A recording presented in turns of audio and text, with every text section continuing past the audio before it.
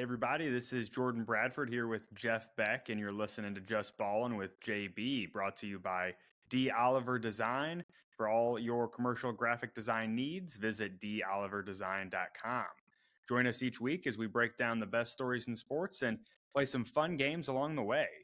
So without further ado, we got some NFL talk this week, and obviously news today was Devontae Adams gets traded and Amari Cooper gets traded. But we're not going to talk about that right away, but we will get to that here later on in the first part of our episode. Instead, today what we're going to do is in part one, we're going to go through game by game, and we're going to start with the least interesting games of the week and work our way up to what we feel are the most interesting games from this past week, and ask some questions about the teams and kind of figure out what is their next steps, what's the future outlook for each team that played this last week. So without further ado, let's kick off the very first game. And the least interesting game that we found this week was Atlanta versus Carolina. No shocker there, I don't think, Jeff. No, not really. Unfortunate that Atlanta would be a part of that game because, most of that uninterestingness is coming from the Carolina side. But yeah, definitely most uninteresting game, I think, in our opinion. The main thing I'm thinking is Kirk Cousins at this point is kind of thriving, I might even say. Appear to be fourth in yards, top half in the league and in most other categories. Team's 4-2 overall, 3-0 in the division. I don't know if we're going to be seeing Penix anytime soon. Yeah, don't want to spend a whole lot of time talking about the Falcons on this one, but yeah, I agree with you there. On Carolina's side, I think the big kind of question coming out of this game and just really in their season right now is, what are they going to do about this whole Bryce Young situation? I know they benched him, but at some point they got to make a decision here. And are they going to admit that they made a mistake, picked the wrong guy and trade him, try to get something back? Or do they still believe in him to some degree? And if so, what are you doing with him on the bench? At some point, you got to put him back in there. He's got to learn by playing. And I feel like Carolina's kind of in a no man's land here where they just can't decide. I don't think they really believe in Bryce Young, but I also don't know that anyone in the organization really wants to admit that they screwed up that bad. Not something you want to be going back and forth on your starting quarterback. That's for sure. No, not at all. Not at all. That's the most uninteresting. Yeah, what next we have. Indianapolis versus Tennessee. That's right. Yeah. And so my thought from that game, Indy's perspective, I'm wondering, do they have a better chance at making the playoffs this year with Joe Flacco or a healthy Anthony Richardson? Flacco's done a good job, serviceable, coming in as the backup, winning games. He did that last year. I think if I'm Indy, I'm rolling with Flacco the rest of the year, and I figure out what to do with Anthony Richardson in the offseason. But that, it depends. Do they want to make the playoffs this year, or do they want to develop Anthony Richardson? I don't think they can do both. Yeah, very true. Tennessee side, thought they had a decent little receiving core with DeAndre Hopkins, Calvin Ridley, and Tyler Boyd combined for 7 catches for 73 yards this last game. Another week, another Will Levis meme. I don't know if he's better off being a starting quarterback or starting like an OnlyFans or something online, putting the mayo in the coffee. He's got about 6 memes in 6 weeks. So we'll see if they let that man keep doing what he's doing. Yeah, they got to get rid of Will Levis. No good. All right, game 3. So we're getting a little bit more interesting here, but still pretty uninteresting. We've got Houston versus New England. And another one of those cases where I think Houston, unfortunately, is a part of a really uninteresting game, even though I think we both feel they're a pretty interesting team. But, what do we got for this game, Jeff? Yeah, you hit it right on the head. Looking at Houston, they got off to kind of a slow start as far as the eye test goes, but they are 5-1, so they still pulled out some victories with it. To me, I'm just looking at is this team really already able to compete with the likes of the Chiefs, the Ravens, not only this year, but moving forward. I mean, Stroud's obviously the future, obviously the real deal. They looked good last year in his first year. Yeah, are they already poised to compete with those guys, year two with Stroud? Yeah, it's hard to get much information on that from this last week's game, but I think coming up this week, we might get a lot more info on that. True. On New England's side, I don't know if New England really has a whole lot to be excited about, except for the fact that, Drake May didn't look all that bad, especially given kind of how some of the other rookie quarterbacks have played in their first outing or two this year. I think maybe the Patriots might be sitting back here and wondering, especially their fans, should we have just started Drake May from week one?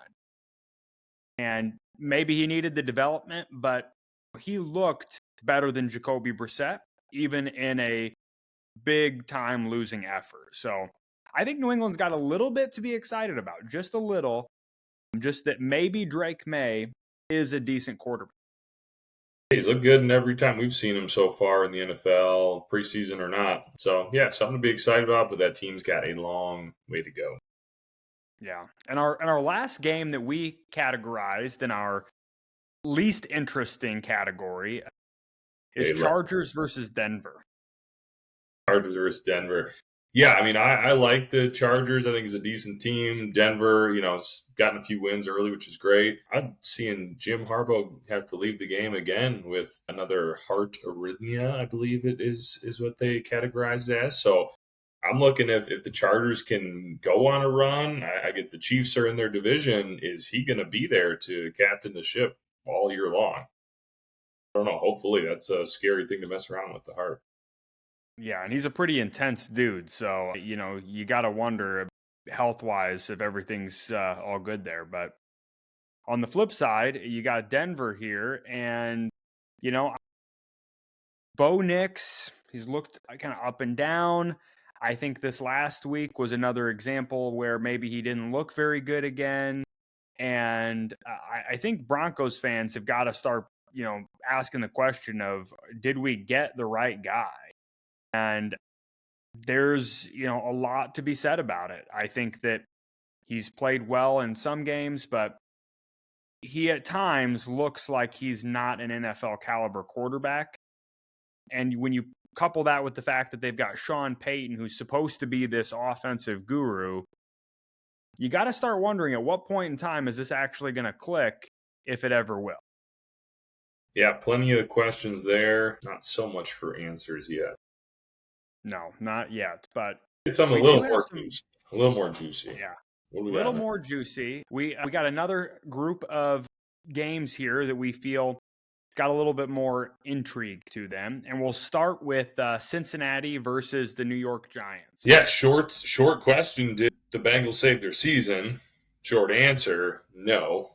To me, I know that's not the case for everybody. I just look at it, again, they've gotten a lot of slow starts in the past, and they have been able to recover, make the playoffs, go on some runs, not factoring in Burrow's injuries. But I just look at it. I mean, the Ravens are clearly rolling, looking like a very good team. The Steelers may still be a 50-50 team on a lot of people's mind, but they're 4-2. So, I mean, that just automatically is putting them into a pretty good position above the Bengals. I think for Cincinnati, the one thing they were falling back on was they have Burrow. A lot of people think is a top 5 quarterback, maybe 2 or 3 on that list, maybe 4, I guess, if you got Allen and Lamar in there. But you're playing the Giants, who I have been on record saying I think are a little bit better than people have given them credit. Again, they might be in that 15 to 17 range, but that's better than 25 to 30 range.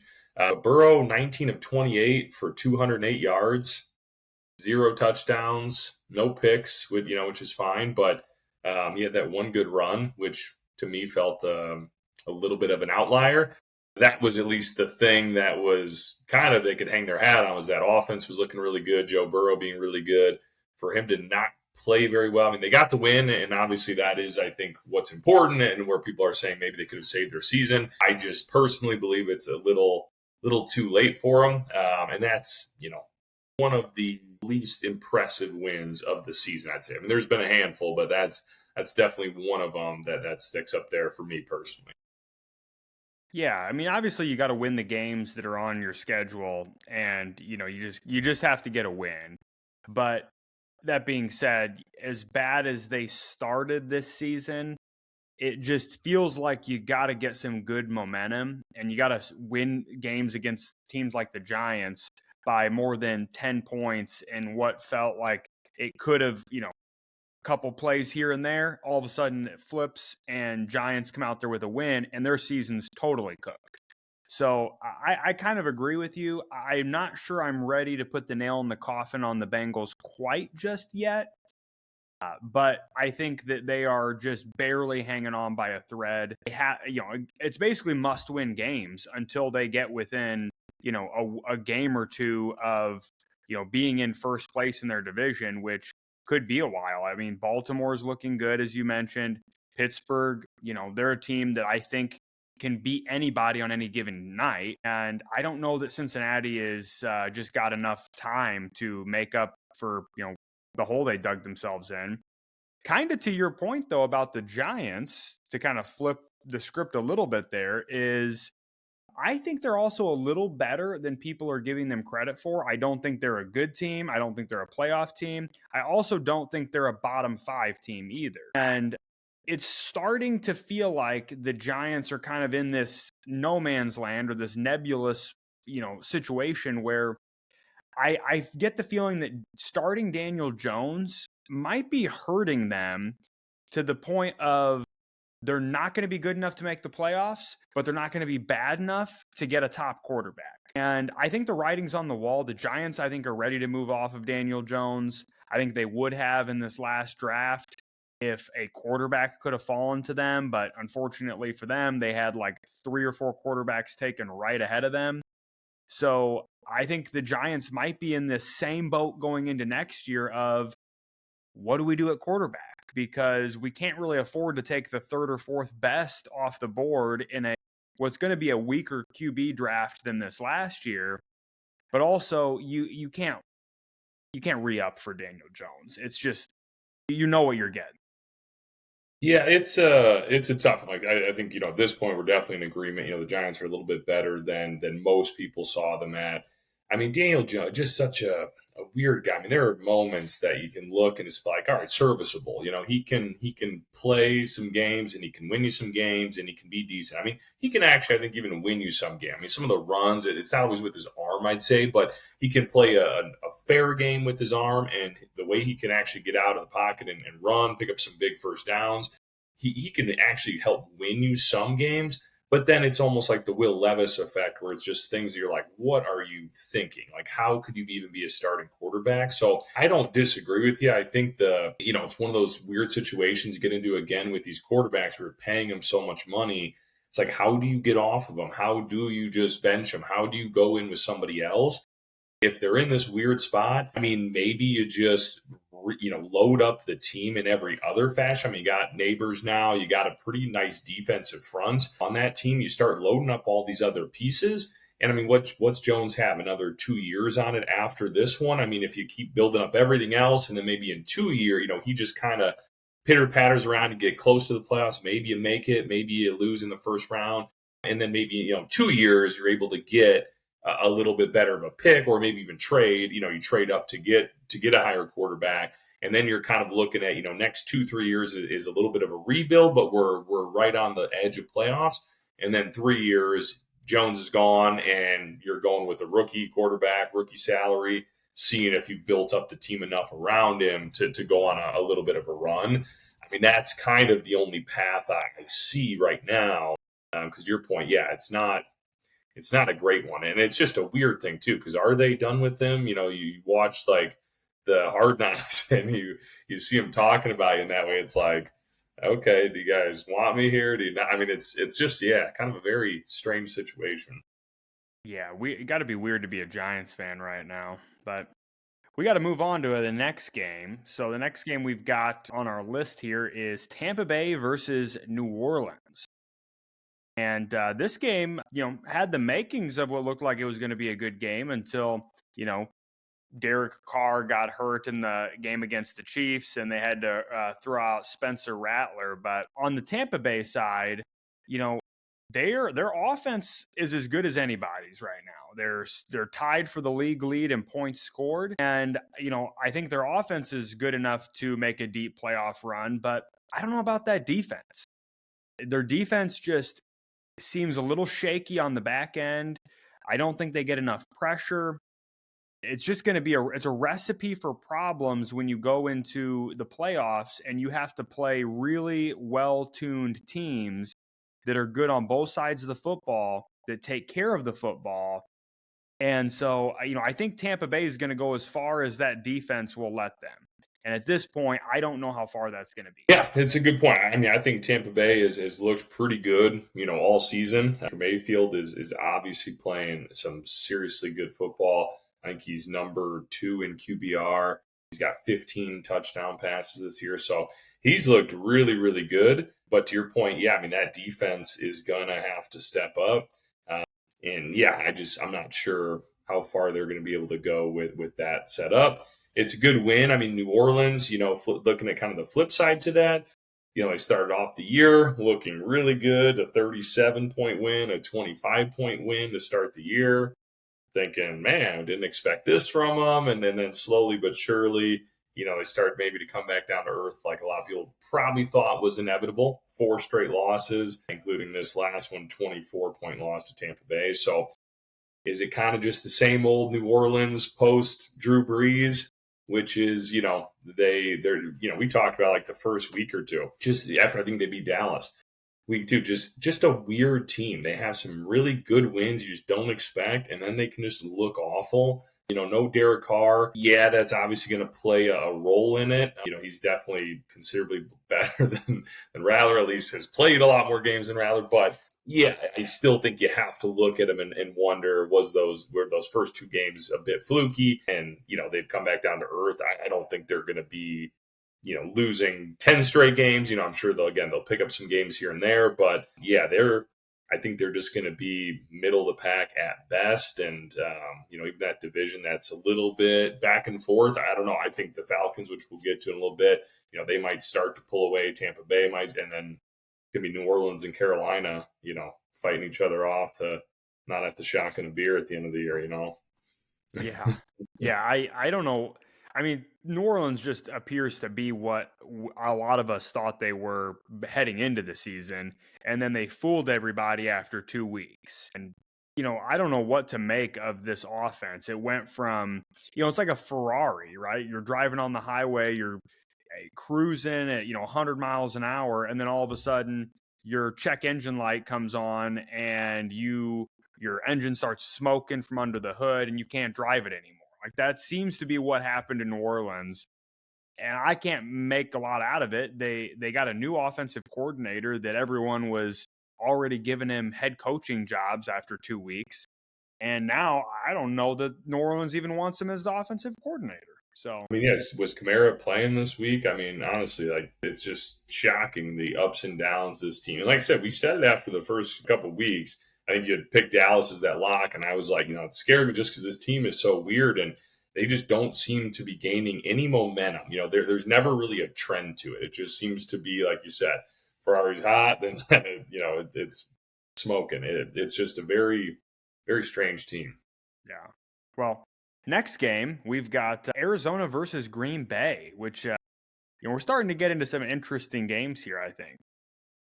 Yeah, this was somewhat interesting. I mean, not nearly as interesting because Arizona didn't come to play. I guess we'll touch on the lock of the week later in the podcast, part 2. But terrible idea on my part. I didn't realize ahead of time that Kyler had just signed a partnership deal with Call of Duty. That obviously just took his focus away from the game.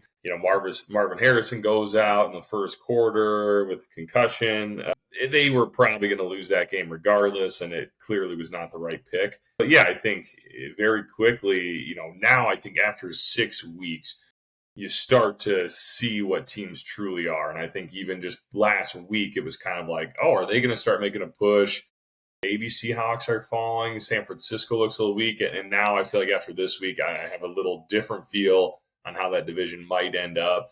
just 1 week. So yeah, they just didn't play well. I mean, they couldn't rush. They had 90 yards rushing between 3 different backs and Kyler. I mean, just it was a bad game. And I think you'll get into the Packers a little bit, but they showed me a little bit more than I was expecting coming into the game. So yeah, terrible pick on my part. And Call of Duty coming out, not a good sign for Cardinals fans. Yeah, another roller coaster performance from the Cardinals. Just they can look awesome and play great, and then the next week they can come out and make you think that they're one of the bottom 5 teams in the NFL, and it just is a strange situation there. You gotta think a lot of that rests on the quarterback, the leader of the offense.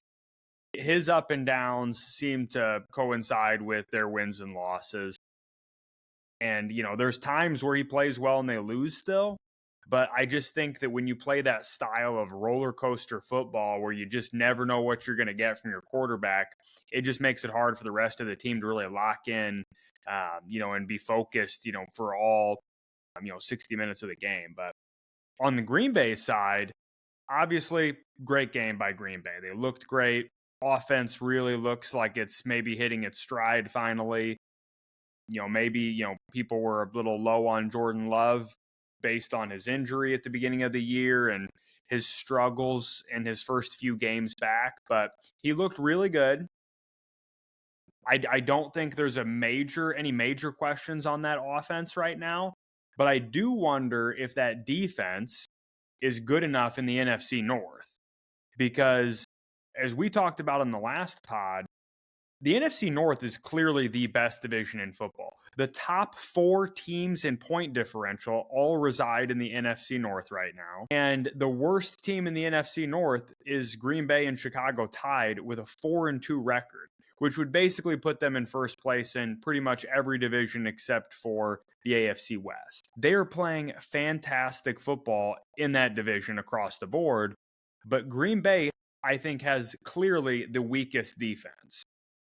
So looking ahead the rest of the season, I don't see 4 teams from the NFC North making the playoffs. It is possible, but it means that every single other division can only get their division winner. There's only been 1 game played in the NFC North in the division, and that was Green Bay versus Minnesota, and they lost that game.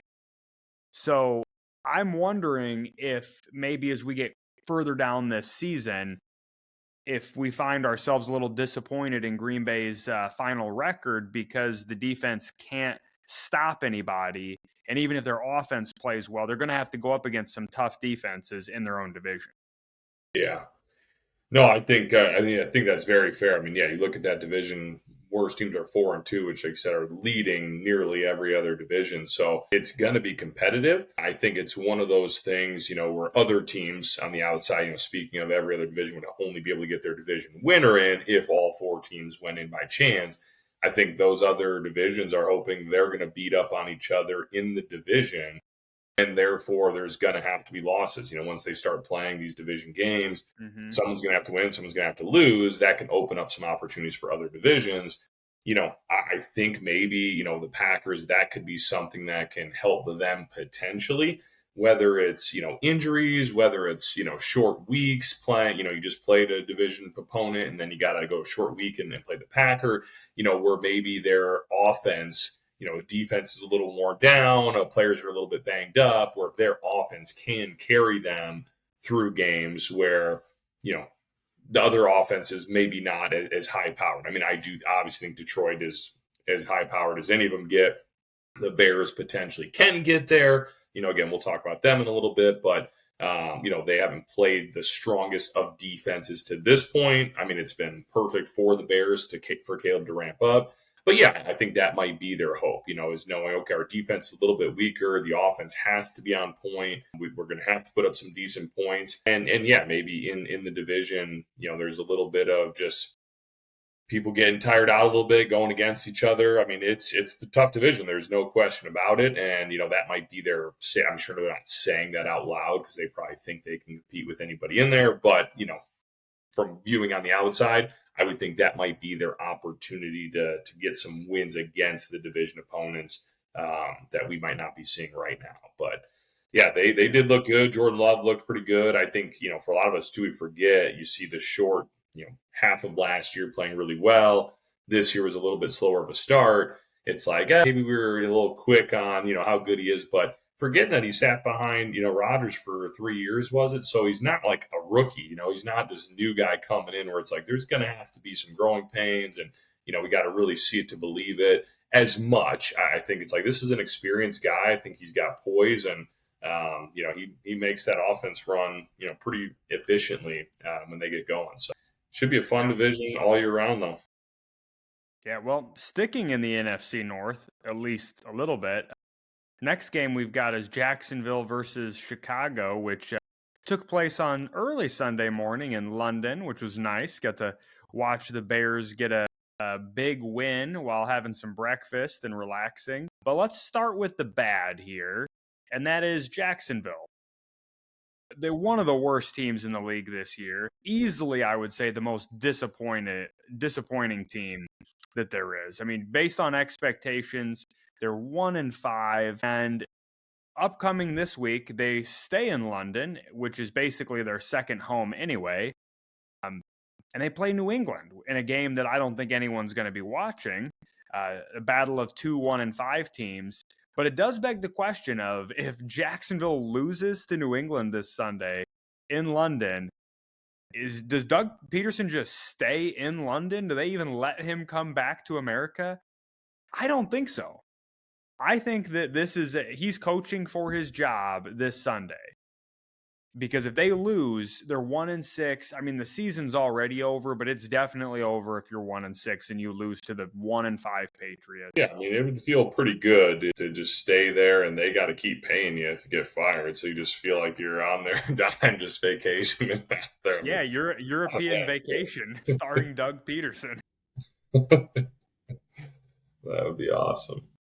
Yeah, he's going to be close. That's not a good looking team. Watching them, it's hard because, one conversation, I mean, I think we had this on the first episode of the podcast was, does the Jaguars have a Trevor Lawrence problem or does Trevor Lawrence have a Jaguars problem? Like, I still believe that question is perfect right now. It's so hard. There are so many moments you look at Trevor Lawrence and you're like, what is that? You're supposed to be one of the most hyped prospects we've had, Gatorade Player of the Year, two-time champion at Clemson. I think it was 2 times. All these things coming in.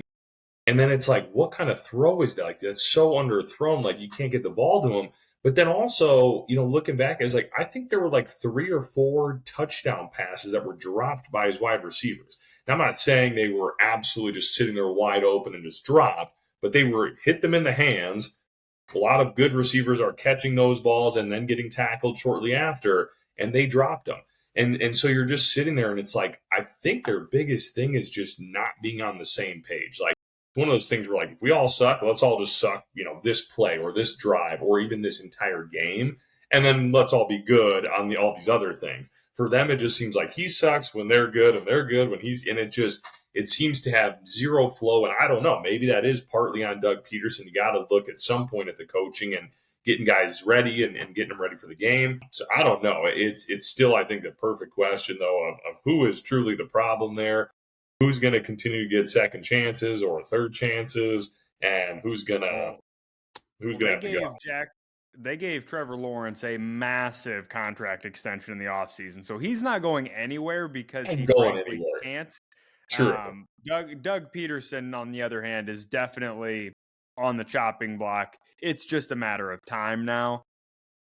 Whether it's this week, next week, or at the end of the season, I don't see him, unless they win out the rest of the way, he's gone. Yeah.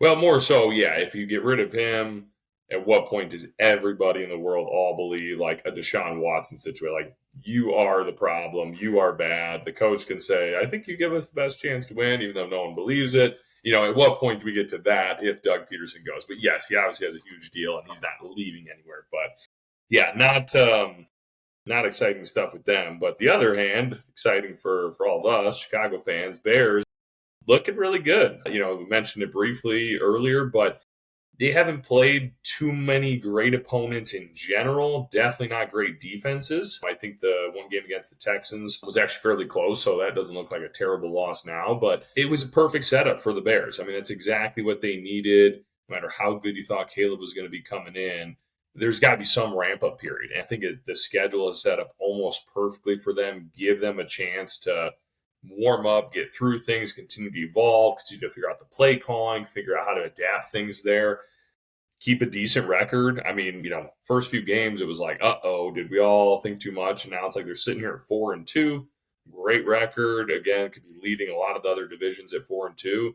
I think it's great. I think the noticeable stuff, I mean, Caleb just cutting down on a lot of those mistakes. I mean, 4 touchdowns, only 1 interception. That's huge. And I mean, we talked a little bit about earlier, but I think just spreading the ball around. The play calling looks to be a little bit better. And I'm sure some of that is, the offensive coordinators, and some of it is Caleb just getting a feel for these things, but he's going through his progressions. He's spreading the ball around. He's not just focused on one receiver. I mean, they had Cole Kmet with 5 catches, Keenan Allen 5 catches, DeAndre Sweat 4 catches, DJ Moore had 4. I mean, Dunze had 2 catches. So he's spreading the ball out a lot, which I love. And Cole Kmet is turning into what looks to be a beast. I mean, that 1 touchdown catch and run and dive, I mean, that dude looks pretty good. That's a very nice safety blanket for any quarterback, especially a young quarterback. So they're looking good. Love to see it coming up against some better opponents. And obviously that's going to happen when some division games start going on. But a lot to be happy about. And, they're looking good so far. Yeah, there's nothing you can really be upset with that game. I mean, they played a great football game. I know Jacksonville has been a really disappointing team this year, but they are playing a team that was, again, on the ropes. You got to think Jacksonville was going into that game thinking must win. So, they're playing a team that's got to be hungry for a win. Now, maybe they've already given up. I don't know. But at the end of the day, you can't control what what your opponent's doing on the other side. You just got to go out there and execute, and that's what they've been doing. I hope the Bears don't get complacent and forget the fact that they still probably need to do some investing in the offensive line. I think they've played better for sure in the last few weeks, but still occasionally some of those bad pre-snap penalties, gotta get those out of there. Too many of those still, but overall, really good game for the Bears. Caleb Williams, first couple games struggled. Last few games, though, last 4, he's averaging, I believe, about 74% completion percentage, which is what Jaden Daniels is averaging for the season. So sneaky rookie of the year conversation now between Caleb and Jaden, whereas it looked like Jaden was going to run away with that here just a few weeks ago. Yeah, no question. I mean, like I said, you got to play who's in front of you. In contrast or comparison to, the Bengals, you get the win. That's great. But those are the games you want to look really good in, right? And if you do, we're not saying we're giving you all the credit in the world and should be putting you in the Super Bowl. But when you beat the Jags 35-16, that's what you should do. You look good and you beat them very soundly. You play the Panthers, you win 36-10. You look good, you beat them sound. That's what you should do. We're not going to give you a ton of credit above and beyond, but that's what you should do. When you play those in a 1-possession game, you kick a field goal to win it, that's when you're only going to get it looked at negatively. So, yeah, there's obviously still plenty of work to do. They're going to face a lot better competition coming up, and they got to figure out some of these little errors, some of these little things coming up. But, last couple games, doing what they should do against those opponents, very encouraging, and yeah, I like what I see. Yeah. So, moving on, we're going to go out west here for San Francisco and Seattle, which was the Thursday night game this last week. So, it's been a little minute since we've seen what happened on the field there, but San Francisco wins, pretty easily. Wasn't that close of a game. Obviously that's a good win for San Francisco. They pretty much had to have that win. You lose that game, you fall to 0-2 in your division. It'd be 0-3 in their division had they lost that game. So they really needed to win that game. And meanwhile, on the other side, Seattle obviously, looking like they're struggling a bit. But the question that I have for San Francisco is just Do we think their Super Bowl window is already closed under this iteration of the team? I kind of think so. I think last year was their opportunity to win. They were playing the Chiefs, who they've played a lot the last few years. And the Chiefs, did not have the best season last year. I mean, obviously they won the Super Bowl, so it's hard to say they didn't have the best season. But to Patrick Mahomes' own admission, they didn't play great all year. It was not an impressive looking performance game in and game out for them. Still got the job done. But those are those seasons where, you look back and you say, man, we let that one get away. That was the year we should have won. And I'm getting to the point now where I think that San Francisco needs to start thinking about how do we retool this team and go for some Super Bowls and maybe next year, the year after, and start to rebuild almost, because their playmakers are getting old. They're getting dinged up. You're going to have to pay Brock Purdy here soon. And I don't know what they're going to do. They're probably going to give him a massive contract, because what else do you do? He's performed. He's had a good year. Honestly, he's been a bright spot on the team. But I think that San Francisco just didn't line it up enough, with the quarterback and the rest of the team and everything, and they missed out on their window. Yeah, no, I think, if you give you the odds of saying you take San Fran or the field, it's something along those lines, you're taking the field, obviously, as far as getting the Super Bowl. I think they're looking a little bit better than I thought early on. We were starting to feel a bit down on them. Obviously, they've had some injuries that have come up, and they still have some ongoing, see if they get McCaffrey back. To your point, I think this is kind of their last chance. Outside of the NFC North, who else is really a contender in the NFC outside of that? I do think there's good competition, and the NFC is better than, what a lot of people expected. The AFC's kind of been really run away with it in the past few years, I feel like. But, Dallas, the Eagles, that entire division, occasionally people will be high on a team over another, but I don't think there's really a whole lot outside of the NFC North. So if you're saying likelihood, there's 3 teams going to the playoffs from there, maybe even 2, depending. Odds of all 4 is pretty slim. So you're saying, who else are they going against? If everything just starts clicking at the right moment, I think this will be their last chance before they definitely have to start the retooling. This is it. There's not going to be another year after this. And again, if you're giving me the odds on it, I'm not taking them to get to the Super Bowl for the NFC, but I'd say there's that slim chance. Flipping it to the Seahawks side of it, my gosh, they went from 3-0 to 3-3 in an 11-day span. 11 days, not even 2 full weeks. And, they go from 3-0 to 3-3. So, their 3 wins were against Denver, New England, and Miami without Tua. Those are about as bad of wins as you can possibly have. And they lost to the Giants in the midst of this, 0-3 stretch in the last 11 days. So that team's a lot worse, I think, than we were thinking early on. The Rams are so banged up. I don't think they're putting up much of a fight. So I think now, again, how 1 week can change things. We were thinking maybe Arizona makes a run and gets competitive.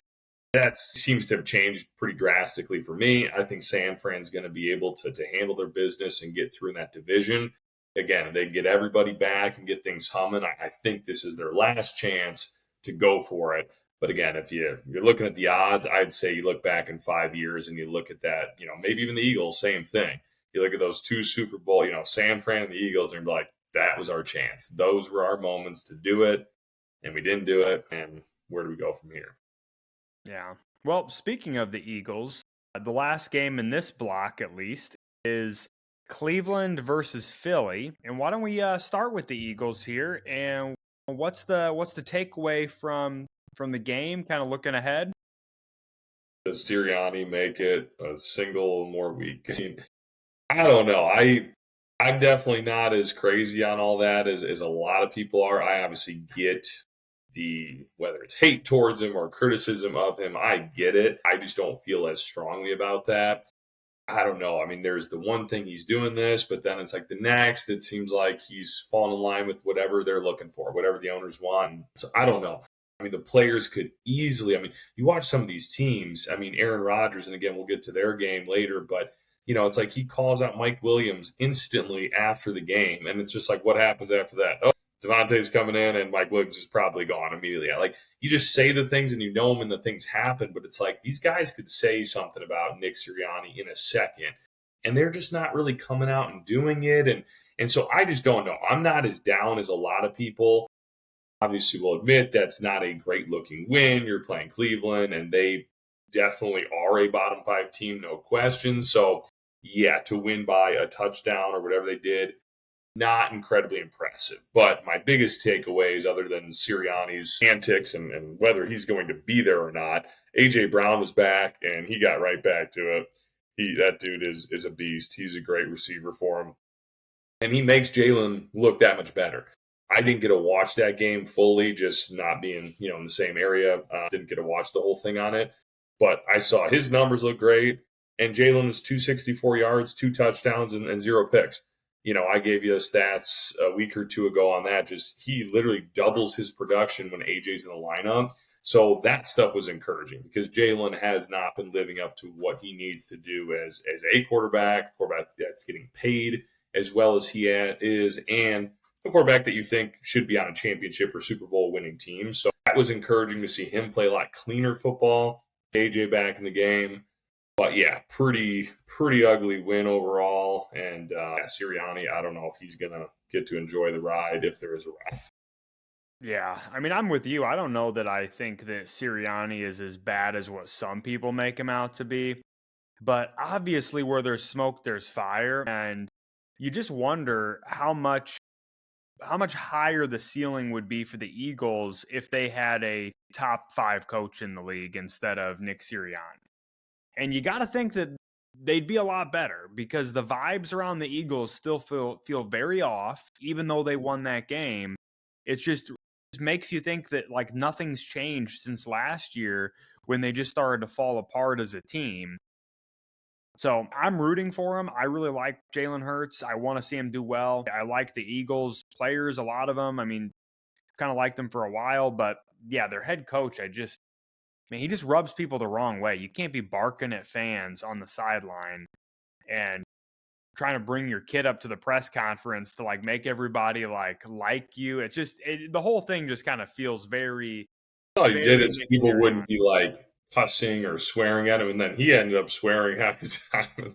I'm like, I'm not really sure exactly what you were trying to accomplish. He's just such a weird dude. But speaking of weird dudes, Deshaun Watson and the Cleveland Browns again look awful. I think, we could talk about Deshaun Watson and how bad he is. And I think everyone pretty much knows that he's just not got it anymore. Everybody except for maybe Kevin Stefanski, although Nick Wright even kind of made the comment. He calls Stefanski the hostage / head coach when he says things like that Deshaun gives them the best chance to win. And I kind of agree. I don't see how you could possibly believe that if you're a head coach unless you are. Does Deshaun give you the best chance to win? And he's like, yes. That's right.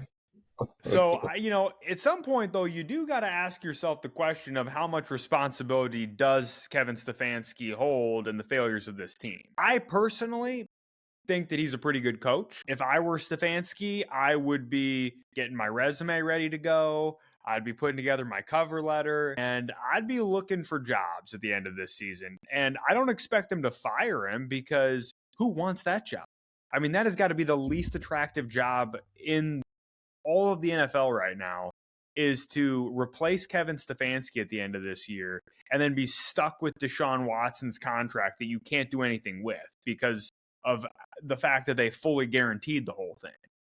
So at some point, I mean, Stefanski's got to be held a little accountable, but I don't know. What can you do with that? And maybe Stefanski does just up and quit at the end of the season. Say, look, I can't do this anymore. You stick me with Deshaun Watson.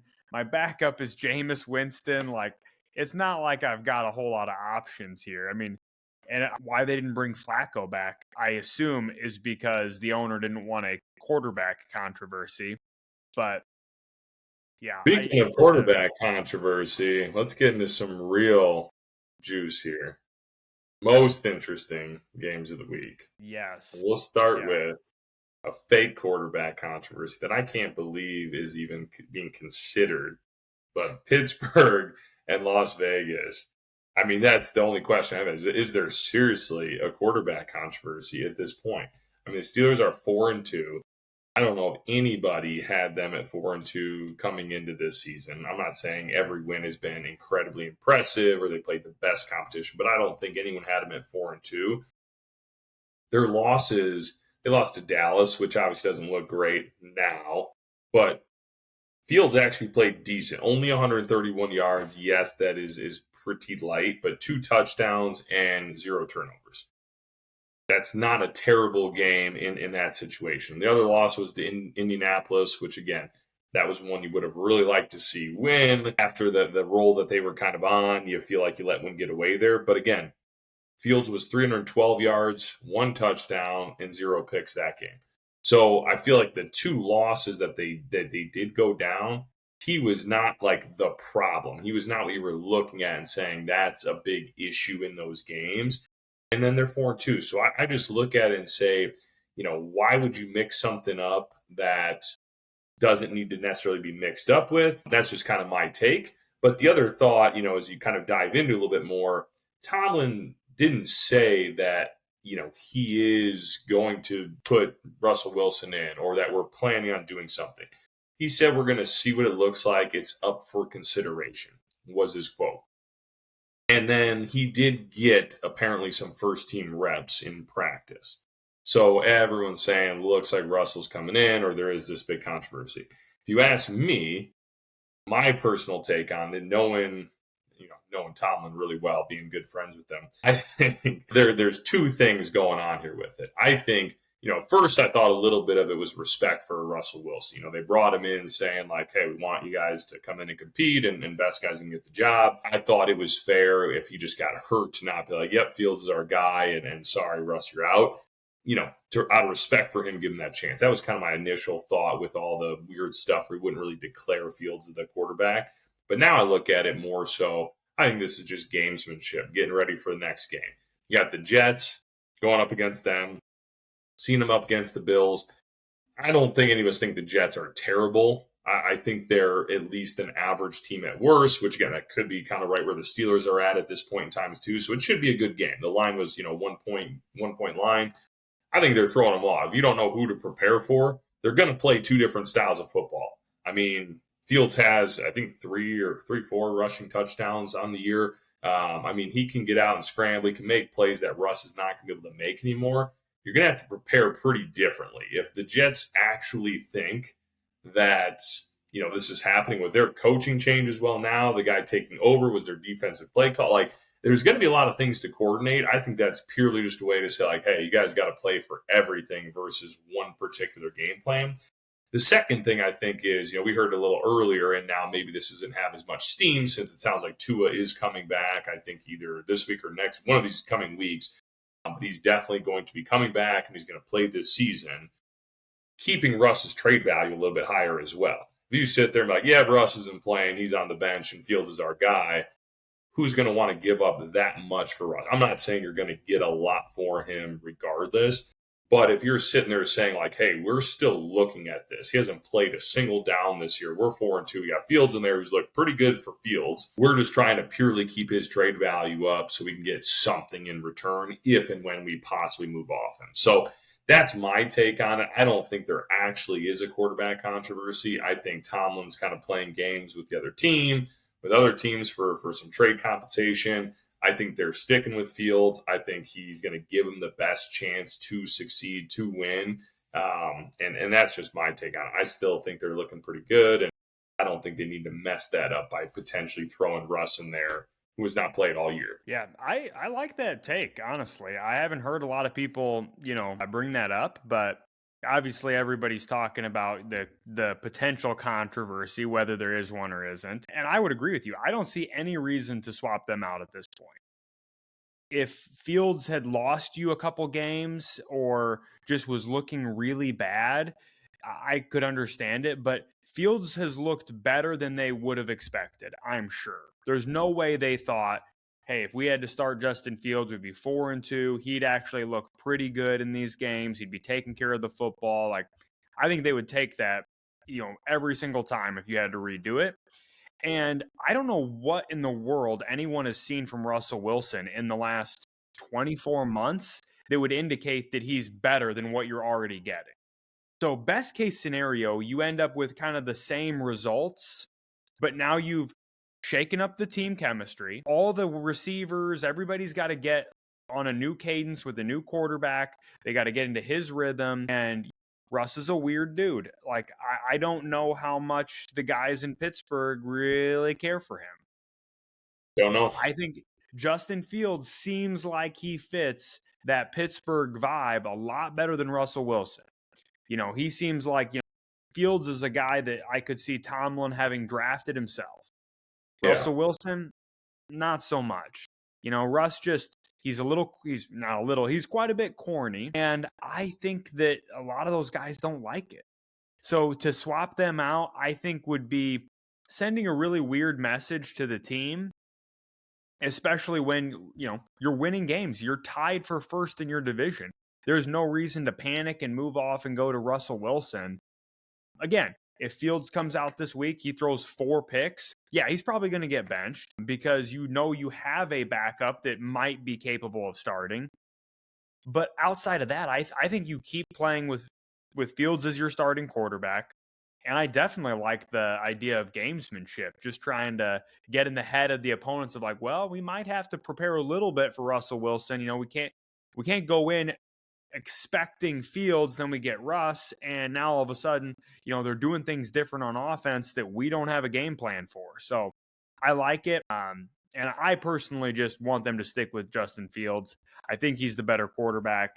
Whether anyone thinks that Russ is, or I should say, a lot of people out there think Russ is a Hall of Famer. I don't know if I agree with that, but either way, his best days are far gone. And so it's time to move on and stick with Justin Fields. We talk about like the Anthony Richardson, Flacco thing in Indiana. I mean, the Steelers have a real chance of not only making the playoffs, but, possibly sneaking a game just because of the style of play that they have and stuff. I mean, again, if coming into the year you were saying Russ is our absolute starter, I mean, I think the way they phrased it was he's in pole position. So he might have had a slight advantage, but it was not like this guy is clearly head and shoulders above him and or clearly our starter. Why would you switch out just on a whim? Again, nothing crazy is I think even at this point, even if Fields comes out against the Jets and has a pretty rough game, let's just say he throws 150 yards and 3 picks, maybe 1 touchdown, I still don't think you take him out immediately after that. I still think you give him one more game to see something poor before you stick him in. So I just think, to go back to an older quarterback, like you said, best days are behind him.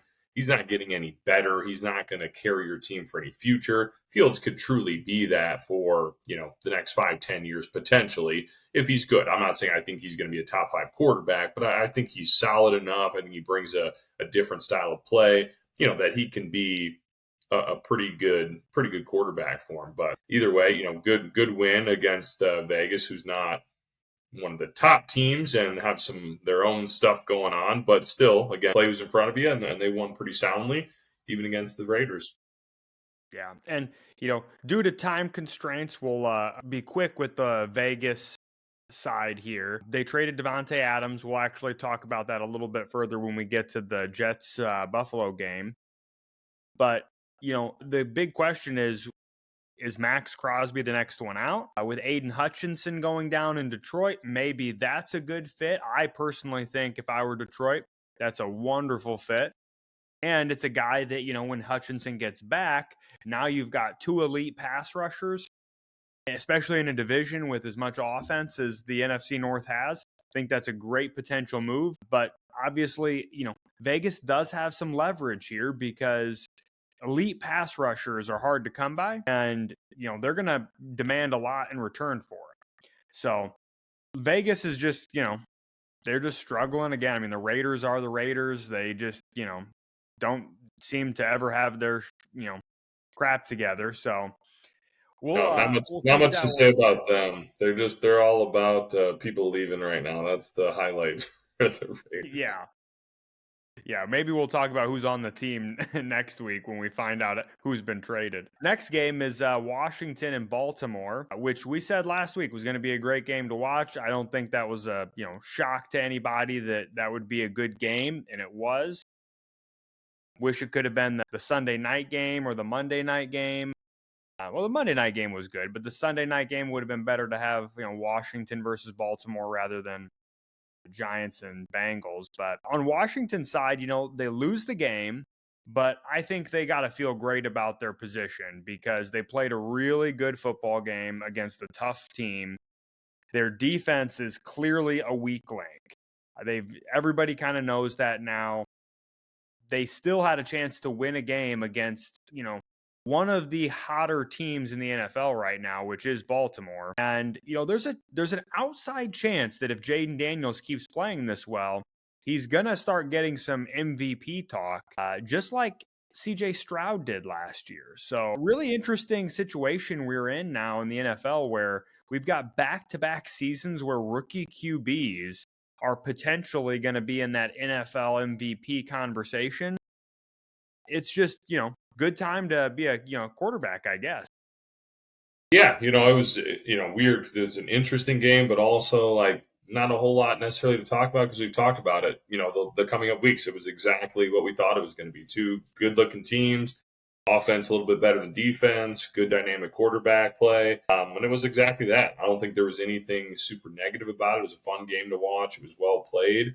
My thoughts, just kind of takeaways are the Commanders got a really good chance in their division now. Kind of seeing a lot of the other turmoil going on within that division. In Baltimore, just a few funny stats. We've already talked about Will Levis earlier, but Derrick Henry has 119 rushing attempts this year, 704 yards rushing, averaging 5.9 yards per attempt.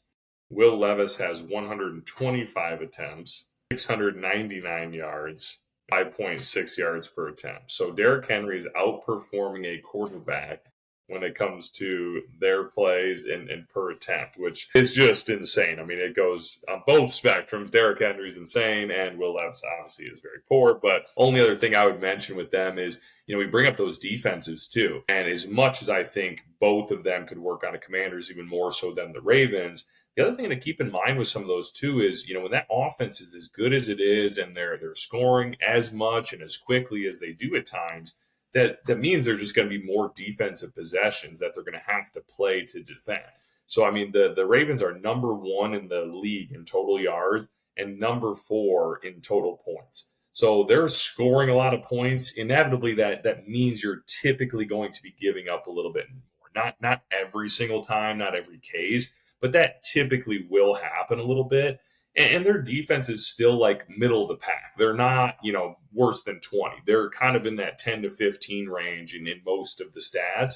So I look at it as, the defense can improve a little bit, but that offense is looking really good. If the defense has increased a little on both sides, I think they both got great chances at their division and can make a run. MVP talk between all three of those, Derrick Henry, Lamar, Jaden Daniels, all of them could be in that MVP conversation. So, just good game overall. Not a whole lot of mistakes there.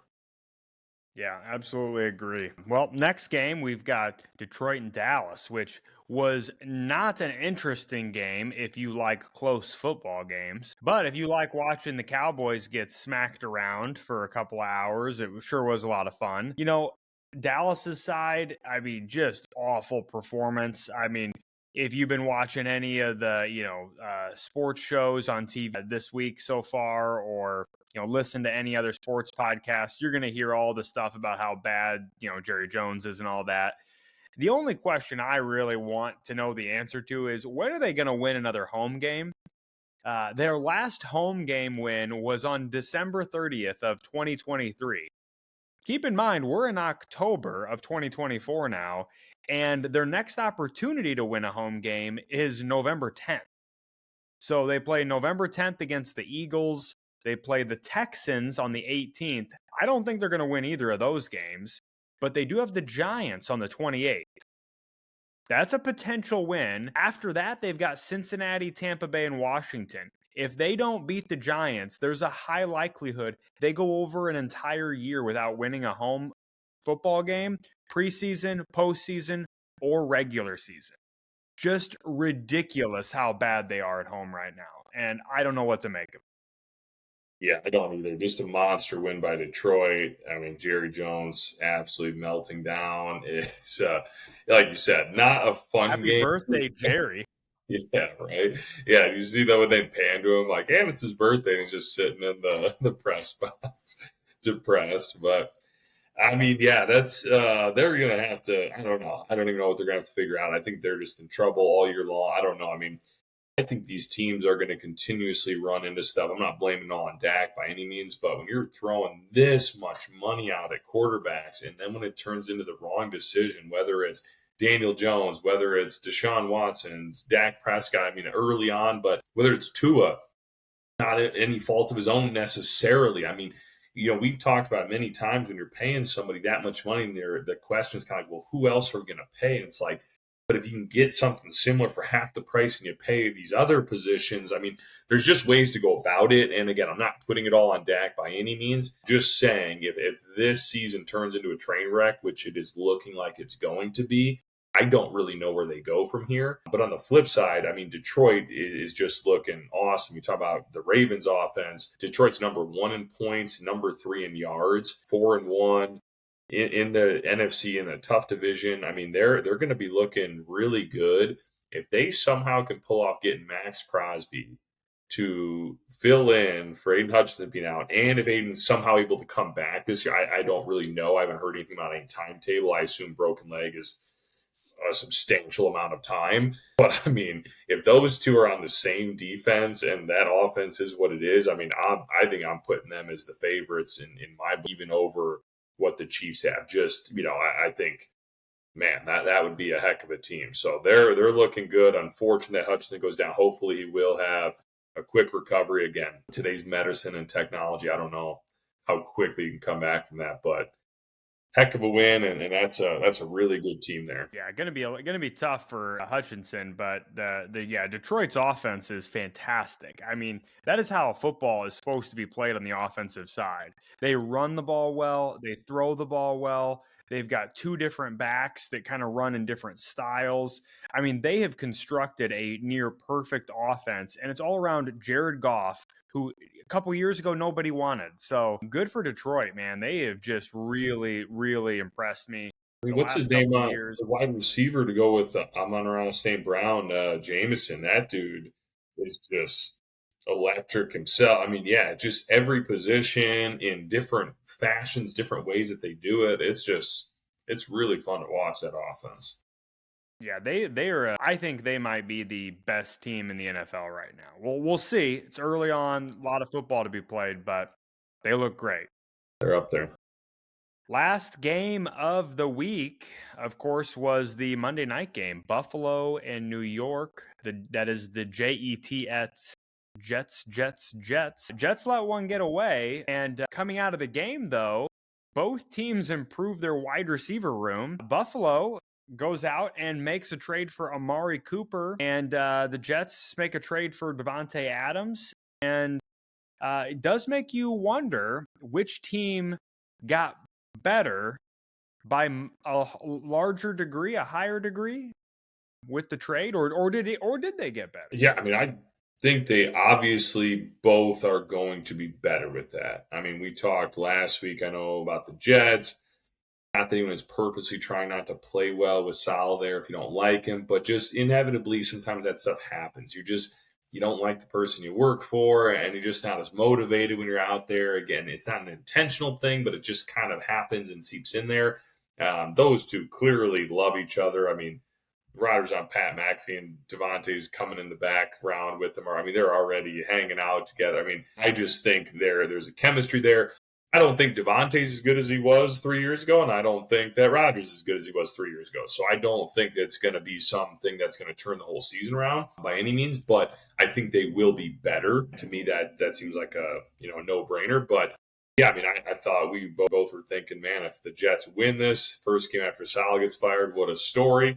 That didn't happen, but maybe it was better story that Rodgers ends it throwing a pick, blames his receiver, and fails to hit 300 yards for almost the 30th game in a row. I don't know. I don't think it's by any means going to save their season. I think it will make them marginally better for sure. They flipped the line from Pittsburgh being -1 next week to now the Jets being -1.5.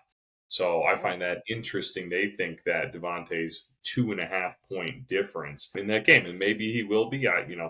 We'll see how that one plays out. But I think they definitely got a little bit better. I think the Bills, that'll be good. I think Amari Cooper at this point in his career is a really nice receiver, and I don't think he's kind of have that typical receiver persona. The kind of flashier guys, the ones who are a little bit more emotional. Yeah, he's not a diva.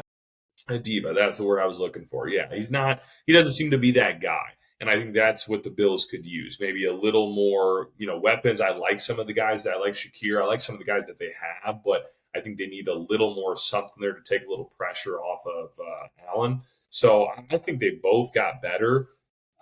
To me, I think it, remains to be seen how much better. I think the Bills, it could make a bigger difference long term because I think they were a little bit closer to breaking through. Versus the Jets, like I said, I was never all that high on them, so I don't think it's going to make them break through anywhere, but I'm sure they will look a little better. Yeah, that's my sentiment exactly, is I think both teams are obviously going to be improved. I just don't think the Jets are good enough that adding Devontae Adams moves the needle that much.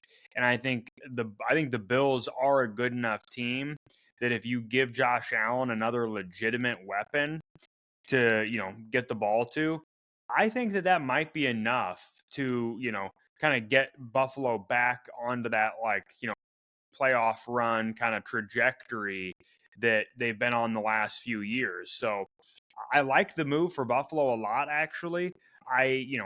There was talk that they might go after like Deontay Johnson in Carolina, but I think Amari Cooper fits a little bit better because he's a little bigger. He's not, Deontay Johnson's a little small. You get those cold games in Buffalo. I'm not sure I want a 5'10", 180-pound receiver being the guy I'm relying on when it's 4 degrees and, 20-mile-an-hour winds.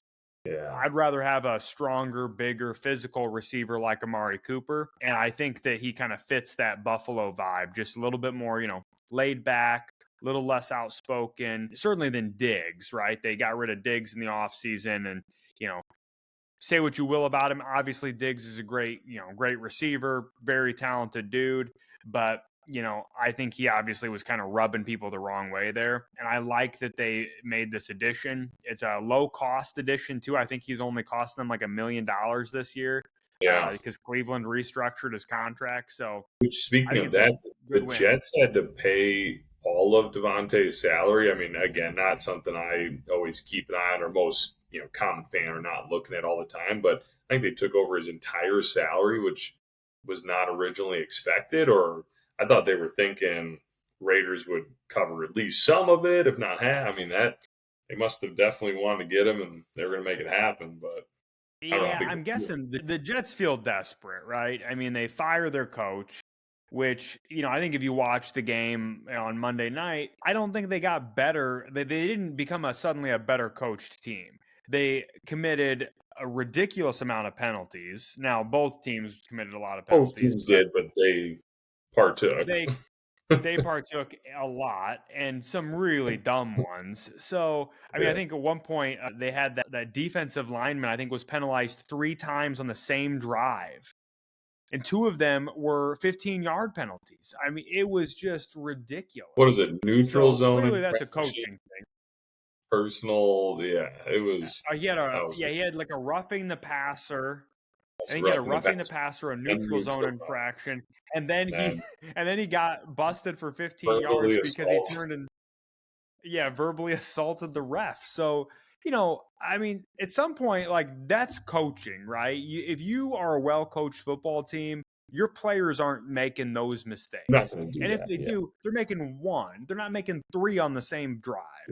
You're going to realize that you're costing your team there. So, I just don't think that they're set up to do all that well. I mean, they're a half game behind the Dolphins at this point, and the Dolphins have not even had their starting quarterback for 3 of their 5 games. I mean, the Bills, I mean, to your point, I think both of them got at least a little bit better from it, but now the Bills have, a 2-game advantage on the Jets. I mean, I think they're in prime position to take that division.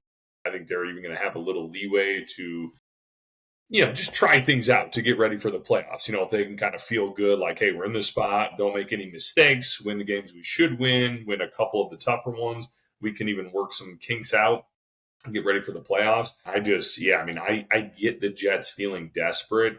I'm also just wondering, is it too late to even be desperate? You know what I mean? Like, if you're thinking desperation because this is Rodgers' last season, it's like, okay, well, then you're going to just miss the playoffs after doing all these things, and then what are you going to do next year? I don't know. I wouldn't feel all that good about it. But the Bills, I think you got to feel a lot better about that and getting a little comfort in your division. Definitely an interesting game. A lot of missed field goals, a lot of mistakes, a lot of flags, close game. A lot of things to, keep your eyes on the television set, that's for sure. All right, well, that covers our recap of the games of the NFL this last week. So we are going to take a quick break, and this will be the end of part 1. So if you're listening, stay tuned. Part 2 will be coming out quickly and shortly.